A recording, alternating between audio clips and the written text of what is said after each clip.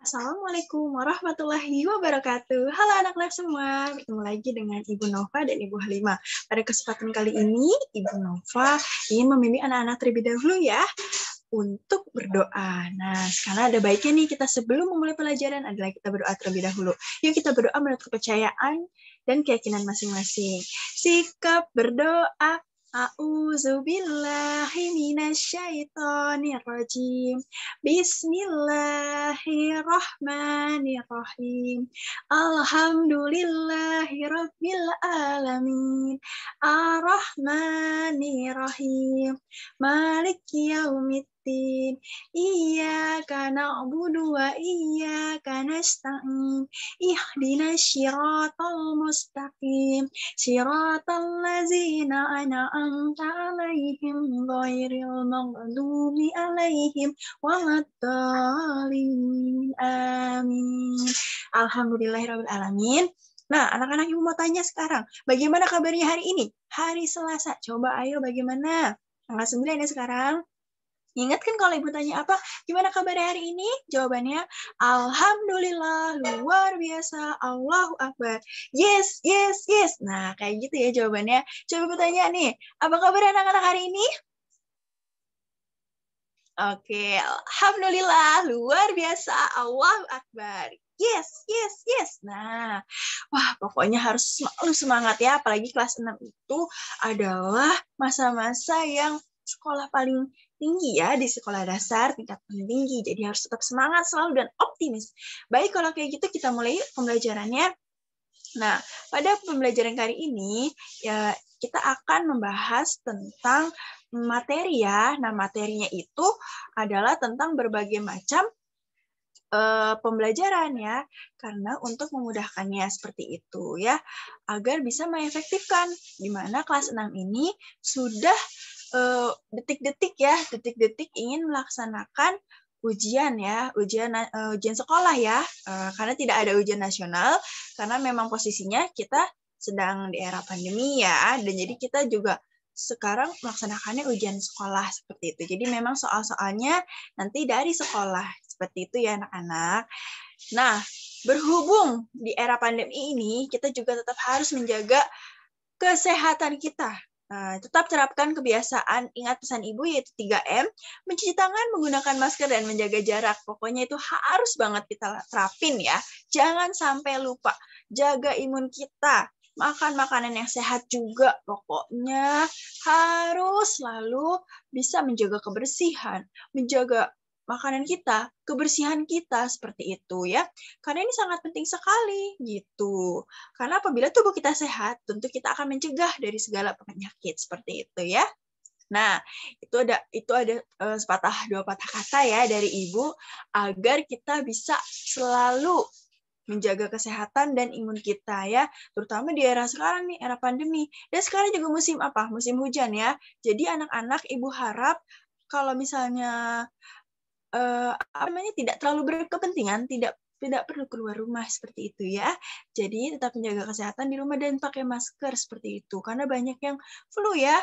Nah, apalagi zaman sekarang tidak terlalu jelas apakah itu flu atau penyakit lainnya seperti itu ya. Jadi ingat, cegah itu lebih baik daripada mengobati. Oke ya, sekarang kita next ya ke slide pemaparannya. Sip. Yuk, next. Nah, Ibu share screen dulu. Oke. Nah, lihat ya, di sini ada gambarnya. Oke, Ibu tampilkan dulu. Nah, di sini tulisannya adalah tema 7, kepemimpinan. Subtema 1, pembelajaran 4, 5, 6 ya.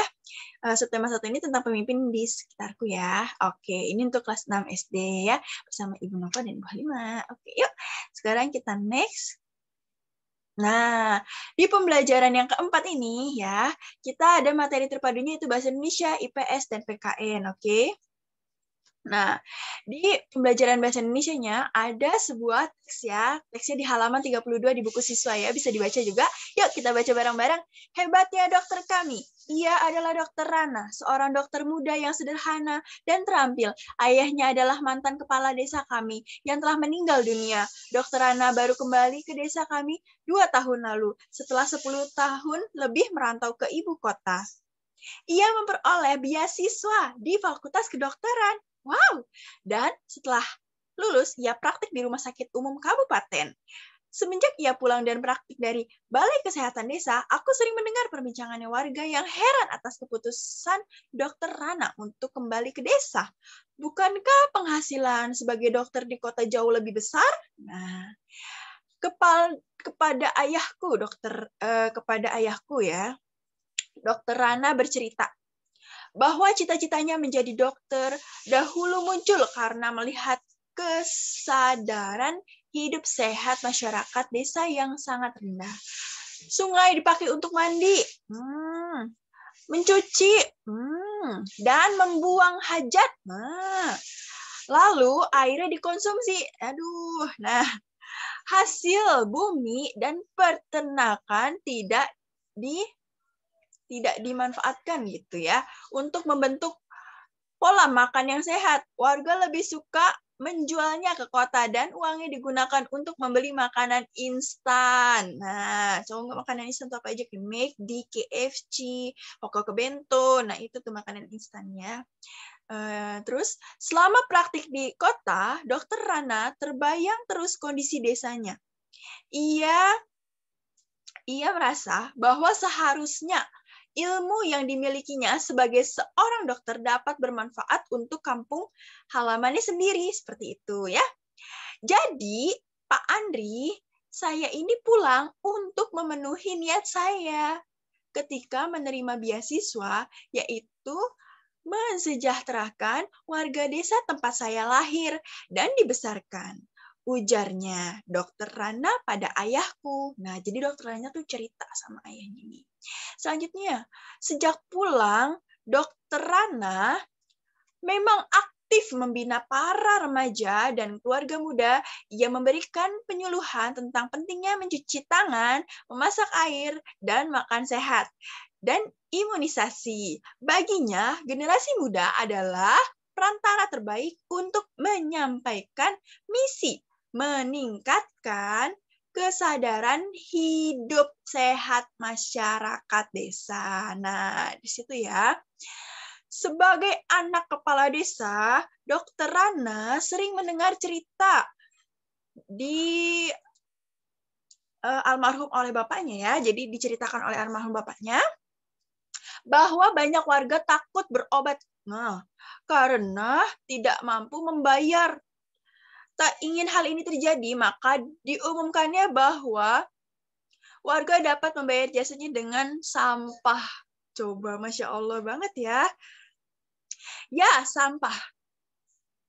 Sampah kering jenis apa saja yang dapat didaur ulang. Botol plastik, botol kaca, koran bekas, bahkan kemasan bekas. Diterima oleh Dokter Rana. Cara ini membuat warga aktif dan bijak mengelola sampah. Sungguh kreatif dan cerdas cara Pak Dokter mendidik warga. Subhanallah banget ya, Masya Allah. Seperti mendiang ayahnya, Dokter Rana menjadi sosok yang dicintai warga desa. Ia menjadi teladan. Melalui dedikasi, tanggung jawab, dan kerendahan hatinya dapat menolong warga. Apabila aku besar nanti, aku ingin seperti Dokter Rana. Akan ku kejar cita-citaku menjadi guru, dan aku akan kembali untuk membangun kampung halamanku.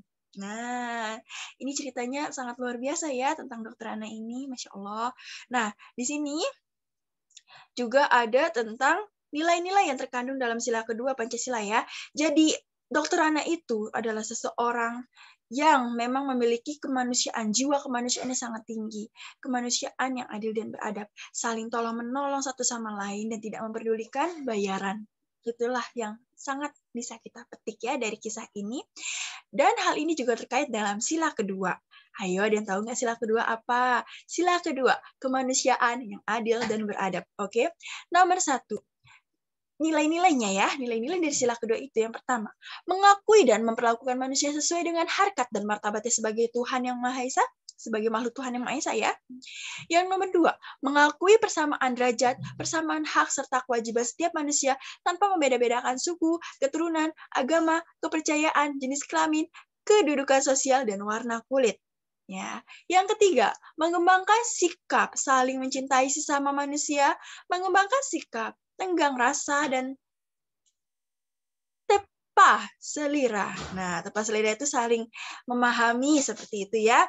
Mengembangkan sikap tidak semena-mena terhadap orang lain, menjunjung tinggi nilai-nilai kemanusiaan, gemar melakukan kegiatan kemanusiaan, berani membela kebenaran dan keadilan, dan yang kesembilan ya, mengembangkan sikap saling menghormati dan bekerja sama dengan bangsa lain. Nah, di sini adalah wujud dari kemanusiaan yang adil dan beradab ya, di nilai-nilainya. Ini ada di Pancasila sila kedua. Nah, selanjutnya di sini ada ayo menulis ya. Berikanlah contoh penerapan nilai-nilai kemanusiaan itu dalam kehidupanmu sehari-hari. Apa pendapatmu mengenai pelaksanaan nilai-nilai kemanusiaan di lingkungan sekitarmu? Nah, ini kalian tulis ya. Kalian tulis tapi menurut pendapat kalian saja gitu ya. Menurut pendapat kalian seperti apa? Jelaskan. Jadi menurut pikiran dan perasaan kalian sendiri. Oke. Nah, ini di halaman 34 ya. Untuk soalnya dan untuk teksnya di halaman 32 di buku siswa. Oke, atau di buku tema 7 ya, kepemimpinan. Oke, sekarang kita next. Nah, tugas pertama, berikan contoh penerapan nilai-nilai kemanusiaan. Itu dalam kehidupan sehari-hari. Tuliskan pendapat Anda hal tersebut. Nah, yang tadi ya, jadi ini termasuk dari tugas pertama ya, yang tadi itu maksudnya tugas pertama. Nah, ini Ibu bikin berupa soalnya atau tugasnya. Jangan lupa kerjakan di buku tugas ya, apabila yang belum memiliki buku tema. Kemudian difotokan, kirim melalui WhatsApp dan Classroom. Oke. Nah, selanjutnya nah, tugas yang kedua ya. Jadi tadi dikatakan dalam teks bahwasannya kemanusiaan yang adil dan beradab itu mau ya membuka diri untuk bekerja sama dengan negara lain. Salah satu penerapan nilai kemanusiaan yang bekerja sama dengan negara lain yaitu adalah ASEAN ya. Seperti pembelajaran yang kemarin kita bahas, ASEAN itu Indonesia termasuk pendiri ASEAN gitu kan. Luar biasa sekali ya dengan 5 negara lainnya. Masih ingat kan? Ayo.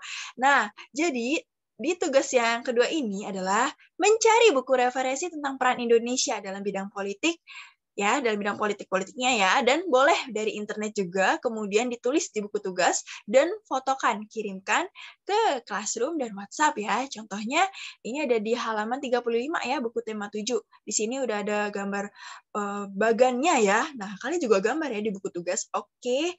Nah, yuk kita next. Di sini juga ada logonya nih, logo ASEAN, masih ingat kan? Yuk, next ya.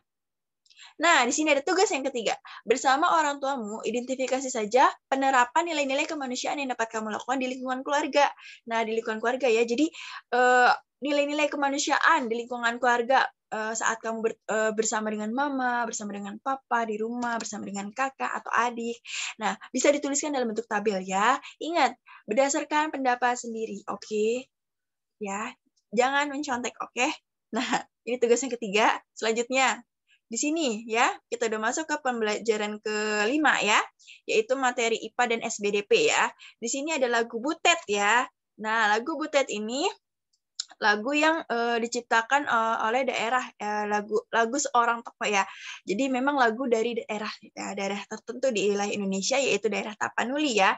Dan di sini kecepatannya ya atau temponya yaitu Adante Kostasie. Nah, di sini ya Adante itu berarti seperti kemarin ya sedang ya. Kostasie juga tidak terlalu formal seperti itu ya. Nah, di sini ada lagu butetnya. Nah, di tugas yang keempatnya yaitu di sini ada lagunya ya. Butet tiba da mula nu apa nu ale bute bute. Nah, gitu ya. Nah, di situ ada lagunya. Nah, di sini di sampingnya yaitu ada judul pertanyaan. Nah, ini termasuk ke tugas keempat ya. Pertanyaannya apa judul lagu tersebut? Dari provinsi mana asal lagu tersebut? Dan apa nada dasar yang digunakan pada lagu tersebut? Nada dasarnya apa? Nah, jadi ketika kita melihat nada dasar, kita bisa melihat bagian atasnya ya. Itu do sama dengan F seperti itu ya. Untuk nada dasar do sama dengan F dan temponya adalah Adente Kostasie dan lagunya lagu daerah Tapanuli. Nah, ya. Nah, di sini bisa tahu ya tempo tersebut apa ya. Temponya tadi sudah ada di atasnya dan apa arti tanda tempo tersebut. Tadi juga sudah Ibu jelaskan ya. Sip, pokoknya harus semangat lah mengerjakannya. Ini tugas keempat, oke? Yuk kita lanjut. Nah, di sini ada lagu lirik, arti liriknya dari lirik Butet itu. Butet, ayahmu sedang berada di pengungsian, bergelia dalam darurat. Oh Butet, Butet janganlah pernah jemu hatimu putriku, menanti kabar berita. Oh Butet, ayahmu akan cepat pulang. Oh Butet, musuh kita harus dikalahkan. Oh Butet, Butet cepatlah ke besar anakku, agar kau kelak menjadi anggota Palang Merah negara kita. Nah, di situ ya, dari sini bisa kita petik ya, arti lagu Butet itu sangat mendalam ya, tentang seorang anak yang memang merindukan ayahnya gitu ya. Ayahnya itu masih di pengungsian ya, sedang berjuang. Nah, berjuangnya juga bisa menjadi seorang anggota Palang Merah ya, atau anggota kemanusiaan gitu ya. Palang Merah itu seperti PMI seperti itu ya, Palang Merah Indonesia. Nah, jadi dari ini ada artinya gitu ya, sangat mendalam sekali ya tentang Butet ini ya. Butet itu adalah seorang anaknya ya. Selanjutnya dilanjutkan dengan tangga nada diatonis mayor. Nah, tangga nada diatonis mayor itu bisa kita lihat ya di halaman 40, merupakan susunan berjenjang, misalnya do, re, mi, fa, sol, la, si, do. Dalam seni musik ada jenis tangga nada diatonis. Tangga nada diatonis terdiri dari atas 8 tangga nada. Tangga nada diatonis dibagi lagi dalam 2 jenis tangga nada, yaitu tangga nada mayor dan tangga nada minor. Tangga nada diatonis mayor memiliki interval jarak nada 1, 1,5, 1, 1, 1,5. Nah, perhatikan contoh urutan tangga nada di atas manual berikut ya. C, D, E, F, G, A, B, C ya. 1, 2, 3, 4, 5, 6, 7, 1. Do, re, mi, fa, sol, la, si, do. Nah, jarak antara nadanya atau intervalnya yaitu 1. Do, re, mi, fa, sol, la, si, do. Itu. Jadi tidak penuh ya, ada bagian yang setengahnya seperti itu. Jika digambar ada tangga nadanya seperti itu ya. Tangga nada diatonis mayor ya. Tentunya ini berupa not ya sayang ya. Jadi digambarnya juga di buku not seperti itu ya. Nah, di sini ada ciri-cirinya. Ciri-ciri tangga nada diatonis mayor biasanya sebagai berikut. Yang pertama, bersifat riang gembira, bersemangat. Biasanya diawali dan diakhiri nada do. Namun tidak menutup kemungkinan diawali dengan nada sol atau mi dan diakhiri nada do. Nah, diingat ya. Ingatlah ini ciri-ciri tangga nada diatonis mayor ya. Perlu kita ketahui kalau mayor itu artinya besar. Besar itu berarti lebih bergembira, lebih cepat ya. Nah, jadi memang sesuai ya dengan katanya ya. Nah, dengan ciri-cirinya, mayor itu besar ya, bergembira seperti itu ya, dan bersemangat. Nah, seperti itu. Dan minor nanti itu kebalikannya. Sedih, galau, itu minor ya. Sedih, galau, tidak bersemangat, lesu seperti itu ya. Itu namanya minor. Kalau mayor itu bersemangat, terus seperti riang gembira dan ada memiliki rasa senang seperti itu ya. Oke, sekarang kita lanjut. Nah, di sini tugas yang kelima. Ada arti lagu Butet ya, ternyata tadi di halaman 39. Nah, bersama orang tua di rumah menyanyikan lagu Butet ya. Oke. Nah, lagu Butetnya nanti direkam saja di video, bisa dikirim ke WhatsApp ya, serta Classroom. Nah, dilanjutkan juga tadi ada tangga nada diatonis mayor. Ingat tadi gue udah bilang mayor itu apa? Nah, coba. Sekarang nomor 2. Apa pengertian nada mayor? Deskripsikan sesuai pendapat kamu. Nah, jangan mencontek ya. Sesuai pendapat saja seperti itu. Bagaimana pemikiran kamu tentang nada mayor? Nah, apa saja ciri-ciri lagu bertanda mayor? Ayo, yang tadi Ibu udah jelasin ya. Pokoknya harus bisa lah jawab. Tugas kelima ini ya. Oke? Nah, ini udah pembelajaran 5 nih. Oke, yuk kita next. Oke, nah di sini ada tugas ke-6. Kita melihat gambar ya, adanya laki-laki dan perempuan. Laki-laki ini ada yang waktu kecil sampai laki-laki yang sudah besar. Perempuan yang masih kecil dan perempuan yang sudah besar. Atau yang sudah mengalami pubertas. Kira-kira apa sih perbedaan laki-laki dan perempuan? Coba dituliskan ya perbedaannya ya. Ketika mereka belum pubertas dan ketika mereka sudah pubertas. Nah, tuliskan dan kirimkan ke WhatsApp dan Classroom ya. Ditulis di buku tugas. Oke. Nah, selanjutnya kita next ya. Ini termasuk ke tugas ke-6. Kita next. Ini ada tugas ke-7. Tangga nada diatonis mayor, seperti yang tadi Ibu sudah jelaskan ya, dan beserta ciri-ciri tangga nadanya. Nah, ini juga tugas ke-7 ini, sama seperti tugas yang sebelumnya ya. Jadi, tugas ke-7 tidak usah dikerjakan karena sudah sama ya dengan tadi tugas sebelumnya tentang apa itu tangga nada mayor dan ciri-ciri tangga nada mayor ya. Oke, yang tadi memperhatikan Ibu pasti sudah paham ya. Jadi tugas ketujuhnya tidak usah diralat dan dilanjutkan saja ke tadi tugas yang awal karena sama soalnya. Oke, yuk kita next lagi. Nah, di sini ada tugas ke-8 ya. Oke, Ibu bacakan dulu ya. Komandan Damkar meninggal saat menyelamatkan anak buahnya. Nah, ini sudah masuk ke mahasiswa tema 1, pemimpin di sekitarku ya. Nah, di sini udah mulai pembelajaran ke-6 ya. Oke, petugas pemadam kebakaran atau damkar bertaruh nyawa saat memadamkan api. Tidak sedikit dari mereka yang meninggal saat berusaha memadamkan api. Seorang petugas pemadam kebakaran bernama Pak Saipul mengenang komandannya yang meninggal saat memadamkan kebakaran di Blok M sekitar tahun 2005. Komandannya yang bernama Pak Subandi tersebut saat itu terjebak kebakaran api dan tidak dapat keluar. Selang air yang dibawa Pak Sumandi terputus, jadi tidak bisa memadamkan itu apinya gitu ya.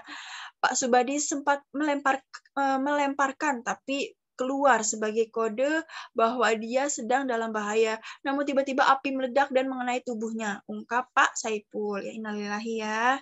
Akhirnya Bapak ini meninggal ya, Pak Subandinya. Pak Saipul menceritakan bahwa Pak Subandi merupakan seorang pemimpin yang sangat peduli dengan anak buahnya.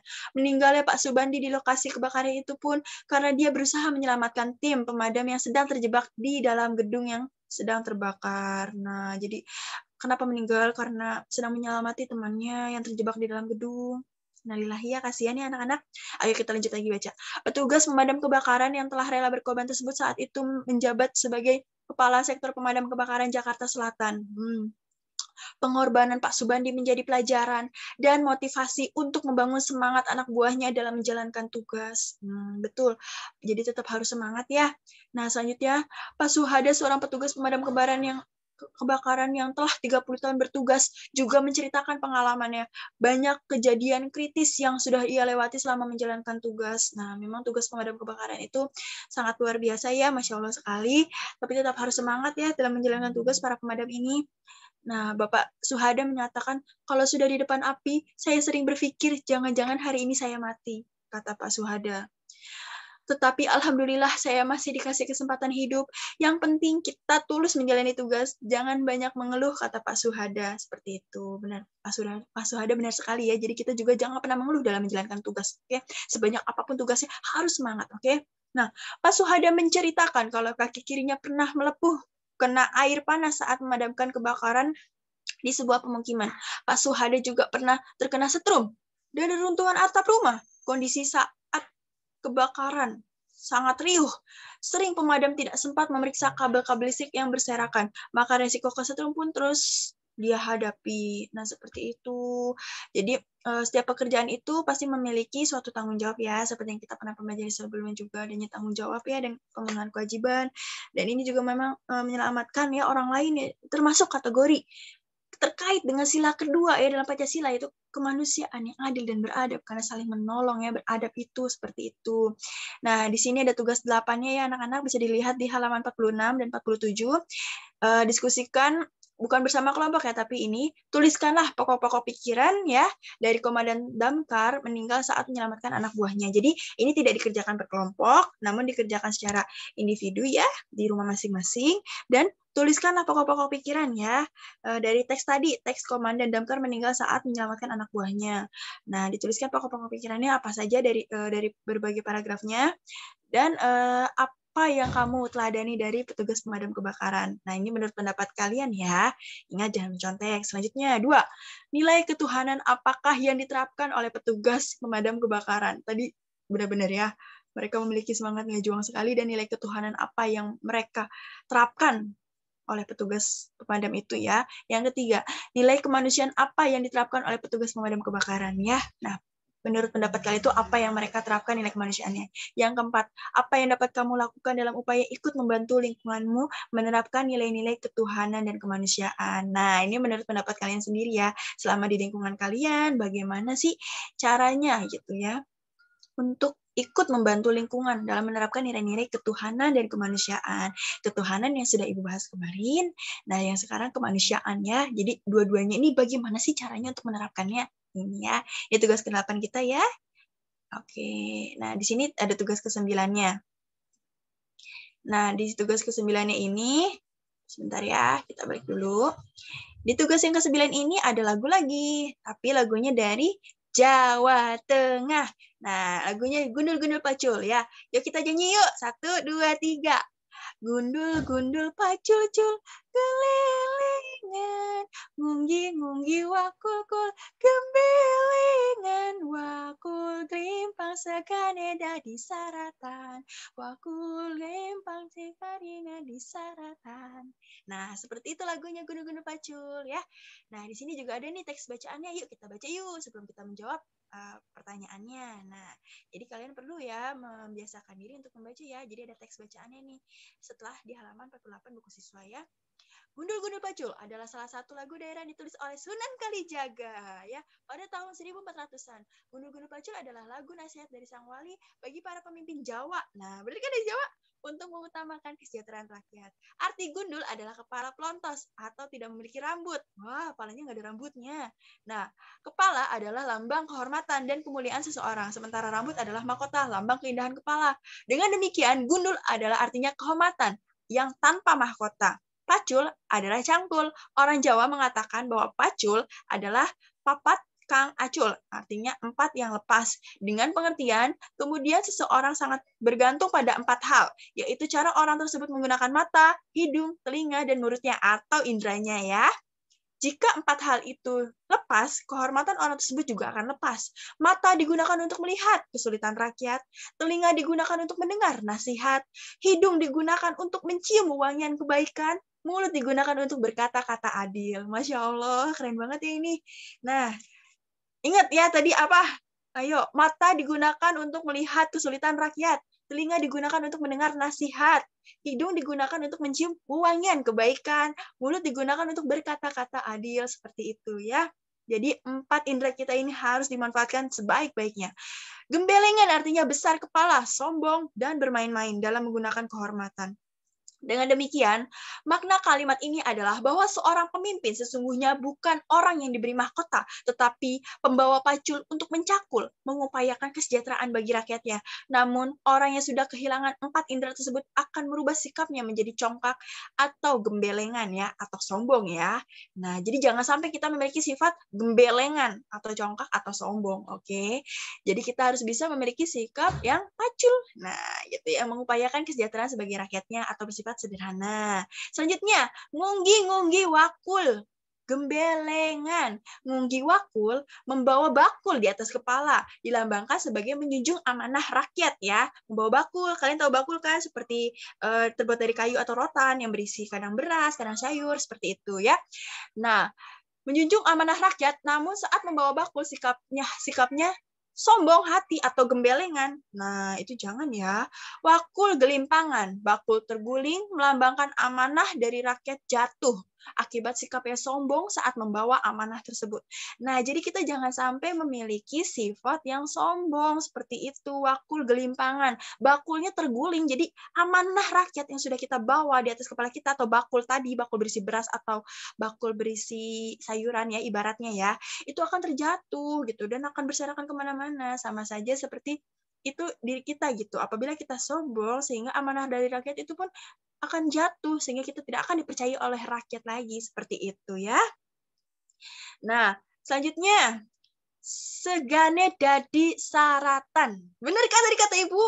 Nasinya jadi sehalaman, maksudnya tuh hasilnya itu jadi berantakan kemana-mana gitu ya, jadi berantakan, berasnya pada tumpah, sia-sia akhirnya ya, apa yang kalian perjuangkan, apa yang kalian inginkan tuh sia-sia dan tidak bisa dimakan lagi, tidak bermanfaat lagi bagi kesejahteraan rakyat. Nah, maka dari itu ketika kita menjadi seorang pemimpin, marilah kita untuk bersikap untuk bisa menghargai satu sama lain, jangan bersifat gembelengan atau artinya sombong. Ingat ya nak, jangan bersifat gembelengan. Oke, di sini ada tugas 9. Tugas 9 yaitu, nah, sama ya seperti tadi ya. Apa judul lagu tersebut? Nah, tadi udah Ibu jelasin ya judul lagunya apa. Oh iya, ini diciptakan oleh R.C. Harjo Subroto ya. Dan temponya Do sama dengan C. Nah, ini ada awalnya ya. Dari daerah mana lagu tersebut? Tadi udah Ibu Nova jelasin ya, dari teks bacaannya dari daerah mana. Nah, Terus apa nada dasar yang digunakan pada lagu tersebut? Nah, ada juga ya di bagian atasnya nada dasarnya apa gitu ya. Apakah do, re, mi, fa, sol, la, si? Nah, seperti itu ya, tinggal dipilih saja. Oke, selanjutnya, apa tanda tempo yang digunakan pada lagu tersebut? Ayo, ini tanda temponya apa? Tadi pas kita nyanyi, semangat kan? Nah, semangat itu apa temponya? Tadi udah Ibu bahas tuh tentang semangat-semangat. Ya, apa? Ayo diatonis apa? Mayor apa minor? Ayo, nah itu ya kuncinya. Nah, apa tanda tempo yang digunakan pada lagu tersebut tadi sudah ya, dan apa arti tanda tempo tersebut? Oke, oke lah, semangat lah pokoknya kelas 6 pasti bisa. Lanjut. Di sini, tugas ke-10, diatonis minor. Ingat, tadi Ibu udah bilang tentang diatonis mayor. Mayor artinya besar, bersemangat, tidak galau ya. Nyanyinya juga bersenang hati, seperti itu. Nah, kalau minor, artinya galau. Galau, sedih, nah terus tidak bersemangat, itu artinya minor ya. Bedanya itu saja, oke? Nah, silakan tugas ke-10 bernyanyi dengan orang tua sesuai dengan lagu diatonis minor. Satu lagu saja dikirim ke WhatsApp dan Classroom ya, gitu ya. Nah, di sini kita bisa melihat ya jarak nadanya itu berbeda ya, yaitu kalau untuk interval diatonis minor itu ada 1,5, 1, 1, 1, setengah, 1, 1 seperti itu ya. Jadi dari la gitu ya, lebih tinggi sifatnya karena sedih, sendu gitu ya. Contohnya la, si, do, re, mi, fa, sol, la, gitu. Jadi beda banget sama yang tadi diatonis mayor ya. Diatonis mayor tuh bener-bener sesuai dengan urutan gitu ya, terus enak. Kalau ini juga enak sebenarnya dinyanyikan, namun lebih bersifatnya pelan gitu ya, sedih dan tidak bersemangat gitu. Oke, ini tugas ke-10 ya. Nah, kita next lagi. Thank you. Oke, berarti pembelajaran kita sudah selesai. Yang tadi itu dari saat teks adanya kebakaran, pemadam kebakaran itu sudah pembelajaran 6 ya anak-anak. Nah, pokoknya kalian tetap harus semangat dan optimis selalu gitu ya. Jangan pernah menyerah gitu ya untuk menggapai cita-cita kalian. Oke, sekian dari Ibu Nova. Kurang lebihnya Ibu mohon maaf. Wassalamualaikum warahmatullahi wabarakatuh. Dadah. Jangan lupa mengisi absen di Classroom dan WA. Oke, dan mengumpulkan tugasnya juga.